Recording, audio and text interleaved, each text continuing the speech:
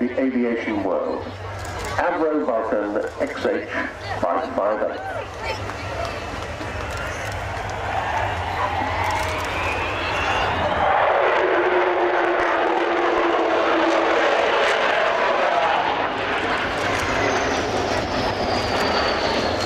And there, as Bill Perrins brings her in from the right, you've got a very brief sound of the famous Vulcan howl, the noise produced by those four Rolls-Royce Bristol Olympus 202 engines when they're put up to high power. It's a unique sound that only Vulcan makes. It's something to do with having two engines with a single intake in each wing. So, not only is she the rock star of the aviation world, she's the single most popular aeroplane in the country. Last year at the Farnborough Air Show, she was voted top by more than 16,000 Facebook people who were polled. And they repeated that result at the Bournemouth Air Show a few weeks later. So she's immensely popular. Everybody loves her. And the extraordinary thing is that you wonderful people have raised £22 million to get this aeroplane to where she is today. And we're immensely grateful.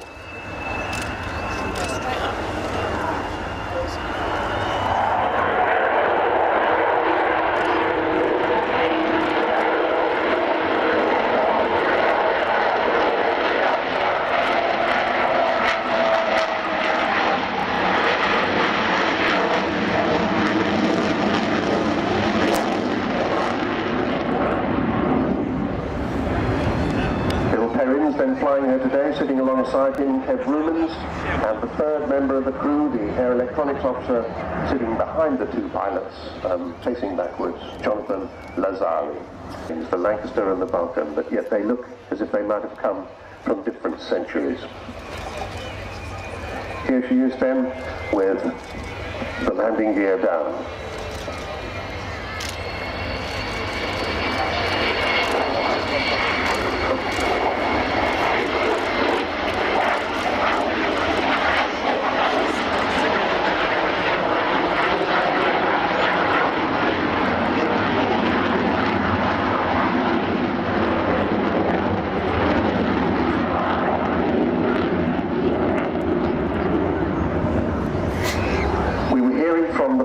Test pilot Tony Jackman earlier. He's still here today signing books at the bookstall.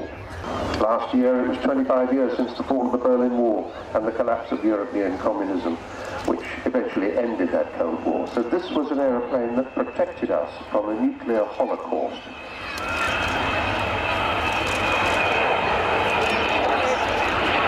Bombay doors opening. You can see that enormous Bombay.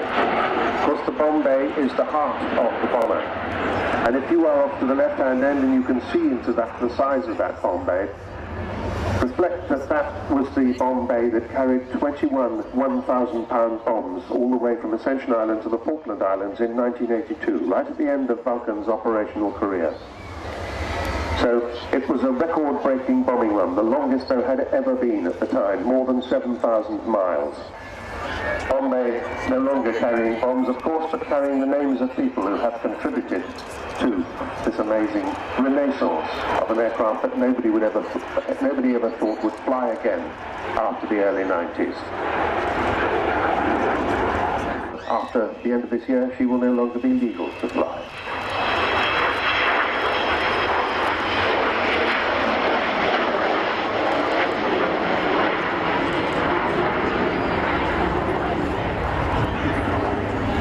Pilots sitting up at the front, Kev Rubens and Bill Perrins, both fly they both fly 787 Dreamliners. When she became a conventional bomber and when she handed over the awesome responsibility of the nuclear deterrence to the Royal Navy, still have it today, she became this khaki-painted, low-level conventional bomber, and it's an indication of how flexible this aeroplane was that it was able to do that so easily.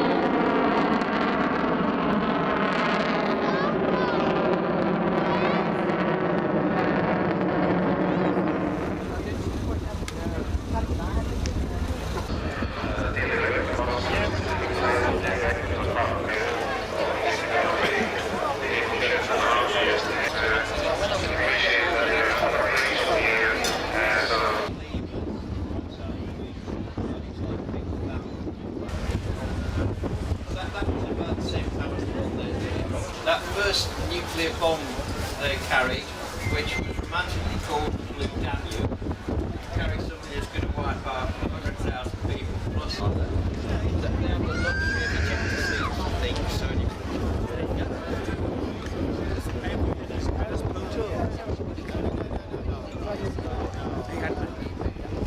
yeah, but he's asked.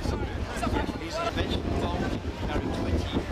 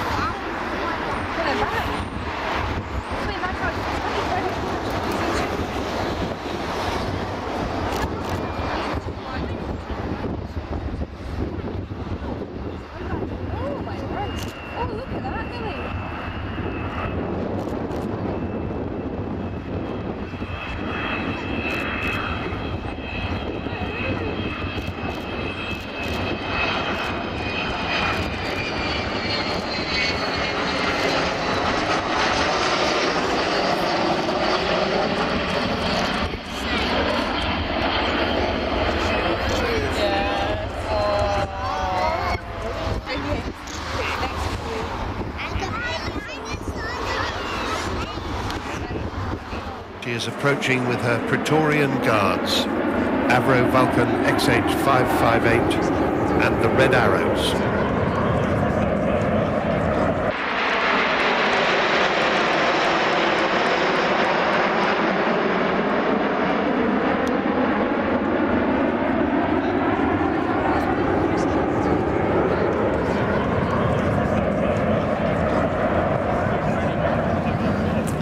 As Vulcan drops away out of the formation, I think you'll agree that that is as near perfect formation as you could expect to see.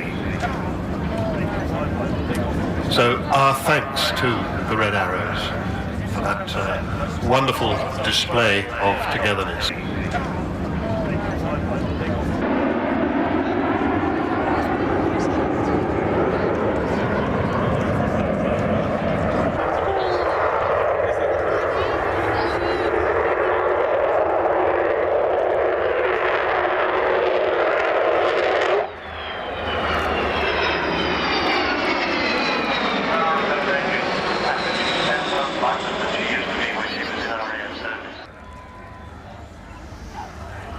And you can see how stealthy she is. She creeps up on you and she has that slim look coming towards you.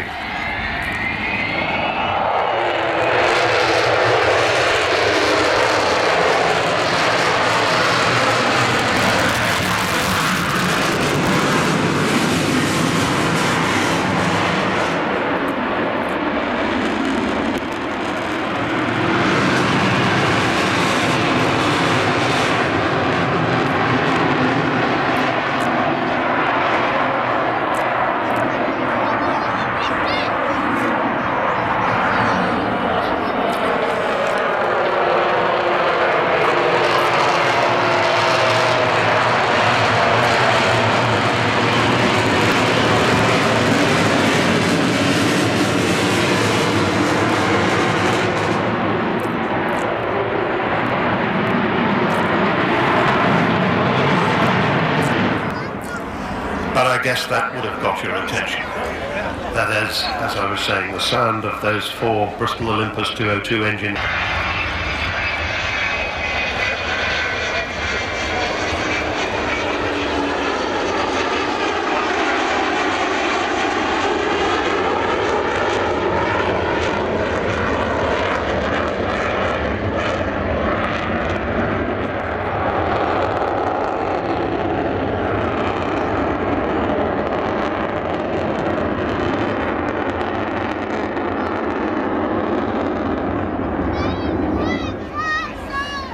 Vulcan was immensely popular when she was in RAF service. This particular aeroplane was kept on long after the other operational aircraft had ceased flying as part of the Vulcan display flight.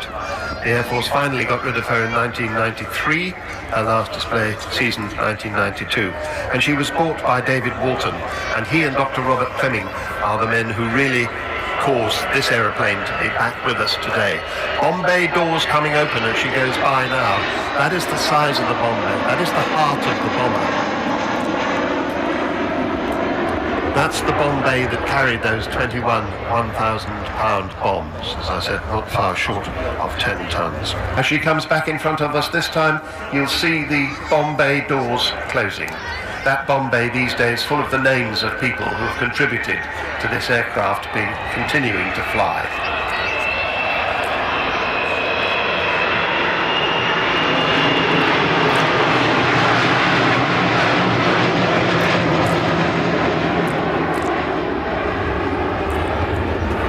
So to get her to the stage at which we see her today has cost roughly 23 million quid.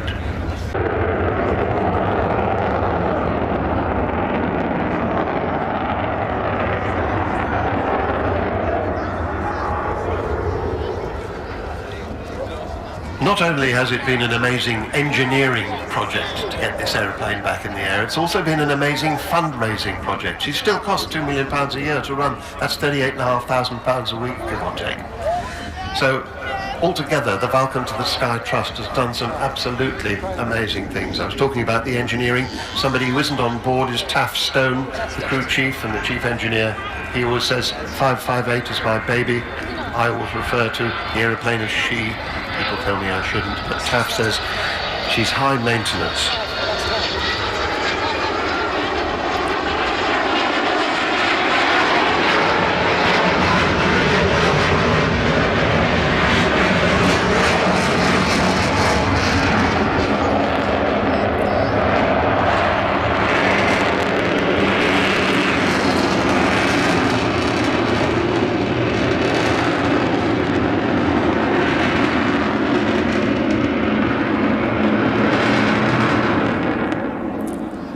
That amazing design from Roy Chadwick.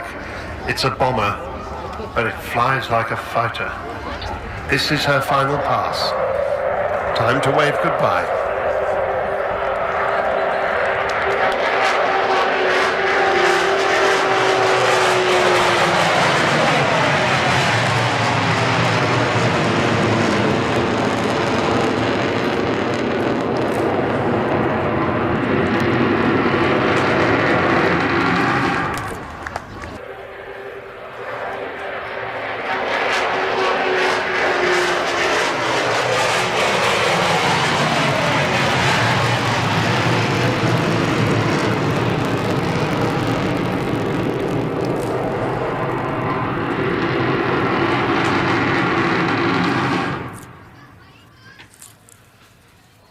So, what's next?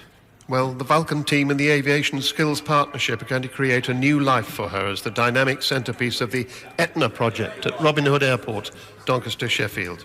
It'll be an aviation academy and a heritage skills centre. It'll showcase technological achievements and advancements. It's called the Etna project because Mount Etna was the workshop of the god Vulcan. The Etna project will be like the Eden project, but for engineers. And as she goes away, I think we should probably remember the words of the great Dr. Seuss, you know, The Cat in the Hat, How the Grinch Stole Christmas. He wrote, "Don't cry because it's over, smile because it happened." Or if you can't manage that, at least a little smile through the tears would be appropriate. Please go to the website, vulcantothesky.org, find her on Twitter, do all of those things. Continue to support her. She continues to need your support. But she immensely thanks you for all the fantastic support that you have given over the years. Thank you. Sean Maffett, thank you everybody. Yes, a huge round of applause for the aircraft and the presenter. An absolutely outstanding piece of history. And I have to say, I have seen many Vulcan displays. That was exceptional.